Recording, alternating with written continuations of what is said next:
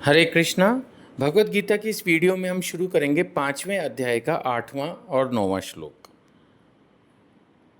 भगवान इस श्लोक में कह रहे हैं कि दिव्य भावनामृत युक्त पुरुष, सिंपल भाषा में जो भक्त है, दिव्य भावनामृत युक्त पुरुष। दिव्य भावना का मतलब यही है, दिव्यता भगवान से रिलेटेड चीज़ है, दिव्यता जो इस भौतिक जगत से परे है, दिव्यता जो आध्यात्मिक जगत से जुड़ी है। भगवान ये कह रहे हैं कि जो भक्त है वो देखते, सुनते, स्पर्श करते, सूंघते, खाते, चलते फिरते, सोते, श्वास लेते हुए भी अंतर में सदैव यही जानता है कि वह वास्तव में कुछ नहीं करता। बोलते, त्यागते, ग्रहण करते या आंखें खोलते बंद करते हुए भी यह जानता रहता है कि भौतिक इंद्रियां अपने अपने विषयों से प्रवृत्त हैं और वह इन सब से पृथक है। देखो, एक छोटा सा एग्जाम्पल लेते हैं। एक बैंक में कैशियर है, उसके पास एक ग्राहक आया, लाख रुपए जमा करा गया। दूसरा ग्राहक आया, उसने 50,000 जमा कराए। तीसरा ग्राहक आया, उसने 70,000 जमा कराए। चौथा आया, 25,000 ले गए। आपको लगता है कि उसको कुछ असर होता होगा इस बात का? उसकी ड्यूटी है, 10 बजे बैंक खुला, उसने अपनी ड्यूटी ज्वाइन कर ली। लोग आ रहे हैं, पैसा जमा करा रहे हैं, कुछ आ रहे हैं वो पैसे निकाल के ले जा रहे हैं। मेरे को नहीं लगता कि जब कोई 1 लाख रुपए जमा कराता होगा तो उसको कोई खुशी होती होगी।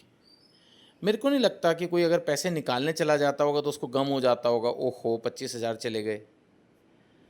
ऐसा होना चाहिए हमारा जीवन। हम जो काम करें सेवा भाव से करें। आप बोलोगे कि ये बोलना बड़ा आसान है, करना बड़ा मुश्किल। Done, agreed. जो आप सोच रहे हो मेरे दिमाग में भी यही बात है। बट भगवत गीता का आदेश यही है, भगवत गीता का उपदेश यही है, भगवत गीता का सजेशन, सलाह यही है, चैलेंज यही है। अब आप बोलो कि नहीं ऐसा कैसे होएगा, अगर मेरे पास पैसे आएंगे तो मैं बहुत खुश होऊंगा। अच्छी बात है, खुश हो, लेकिन फिर याद रखना जब जाएंगे तो दुख होगा। कोई आपका मान करेगा, इज्जत देगा, अगर आप खुश हुए तो फिर जिस दिन थोड़ा भी अपमान हुआ तो बहुत गुस्सा आएगा। जब सुख आएंगे उसके लिए अगर आप अपने आप को जिम्मेदार मानोगे कि ये सुख मैंने अपनी ताकत, अपनी हिम्मत, अपने कर्म, अपनी मेहनत से अर्जित किए हैं, तो जब दुख होंगे तो उनकी भी जिम्मेदारी आपको लेनी होगी। तो इन द्वंद्वों में फंस के रह जाएंगे प्रभु। यही तो भगवान कहना चाह रहे हैं।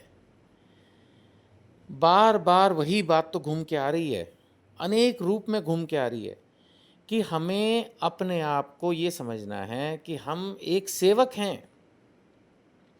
हमारी सेवा है, चाहे वो कोई भी सेवा हो। प्रिंसिपल हैं स्कूल में तो भी सेवा है, टीचर हैं तो भी सेवा है, और वहाँ पर हम पियोन हैं तो भी सेवा है। तीनों ही मंदिर स्कूल में सेवा कर रहे हैं। इसी तरह से हॉस्पिटल में कोई डॉक्टर है, कोई कंपाउंडर है, नर्स है, क्लीनर है, स्वीपर है, सब हॉस्पिटल में सेवा कर रहे हैं। ऐसे ही आप अपने जीवन में जिस भी रूप में, जिस भी सेवा में हैं, चाहे आप एक गृहिणी हैं, चाहे आप बिजनेसमैन हैं, चाहे आप सर्विस करते हैं, कुछ भी हैं आप, बेसिकली सेवा है। और जब जो कर्म हो रहा है उसका जो रिजल्ट आ रहा है उससे खुद को अलग रखोगे, जैसे कैशियर उस पैसे के आने और जाने से खुद को अलग रख पाता है, उसको मालूम है कि मैं सेवा कर रहा हूँ।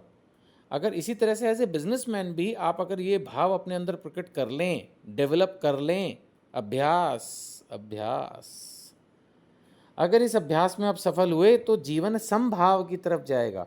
फिर इतनी ज़्यादा एक्साइटमेंट भी नहीं होगी और निराशा भी नहीं होगी। आप जीवन में बिल्कुल एक एक जिसको कहते हैं ना स्टेबल लाइफ, हर कोई चाहता है शांत, सुखी, संतुष्ट जीवन, तभी तो प्राप्त होगा। प्रभुपाद जी कहा करते थे, devotee is a devotee for 24 hours. एक भक्त 24 घंटे भक्त है। ये नहीं है कि वो घर में तो बड़ा उपदेश की तरह से बिहेव कर रहा है और बाहर जाके वो खूब गाली गलौज कर रहा है या कुछ भी बिहेव कर रहा है, या उल्टा बाहर दुनिया को दिखाने के लिए बहुत बड़ा भक्त है, घर में आके कुछ भी बकवास। तो ये नहीं, एक भक्त को 24 घंटे एक भक्त की तरह अपनी मर्यादा में जीवन जीना है। ऐसा नहीं है कि वो बंधा है। मैं इस चीज़ पर भी हमेशा मेरे दिमाग में आती है कि कोई भी इसको सुनेगा उसको लगा अरे यार ये क्या जीवन है हर वक्त। ऐसा नहीं है, ये स्वतः होता है, स्वतः। आप देखिए आर्मी के जितने लोग हैं उनको डिसिप्लिन में रहने की आदत है, वो उसके बाद उनको आदत पड़ जाती है, फिर उनको कोई दुख नहीं होता सुबेरे टाइम से उठने में, वॉक एक्सरसाइज करने में, सिस्टमैटिक चलने में, ढीला ढाला नहीं चलते हैं वो लोग। तो उनकी जीवन शैली ही वैसी बन जाती है, तो वो दुखी थोड़ी होते हैं, रादर खुश होते हैं, they feel better than others. आप भी इसको अपना के देखिए, आपको लगेगा कि यस, आपका कॉन्फिडेंस लेवल बढ़ेगा, आपका सक्सेस लेवल बढ़ेगा। क्योंकि आम तौर पर हम अपने जीवन में जब भी कोई कठिन दौर आता है तो घबरा जाते हैं, तो सफलता दूर भाग जाती है उल्टा पास आने की। तो अगर हम इस श्लोक के अनुसार अपना जीवन जिएं, जिसमें लिखा है देखते सुनते स्पर्श करते सूंघते खाते फिरते, any mean whatever you are doing, बोलते त्यागते ग्रहण करते आँख खोलते बंद करते, सब कुछ बोल दिया भगवान ने। जो कुछ कर रहे हो उसको होने दो, आप ये मान के चलो मैं इससे अलग हूँ, मुझे इस बात से असर नहीं होगा। असर होता है, मैंने बोला मैंने माना, लेकिन धीरे धीरे कोशिश करें, धीरे धीरे धीरे धीरे कोशिश करें कि इन चीज़ों से आपको असर ना हो, और आप इनको एक सेवा मान के चलते रहो। जो भी कार्य आप कर रहे हो उसको सेवा मान के करते जाओ, जीवन एकदम शांत संतुष्ट और खुशी हो जाएगा।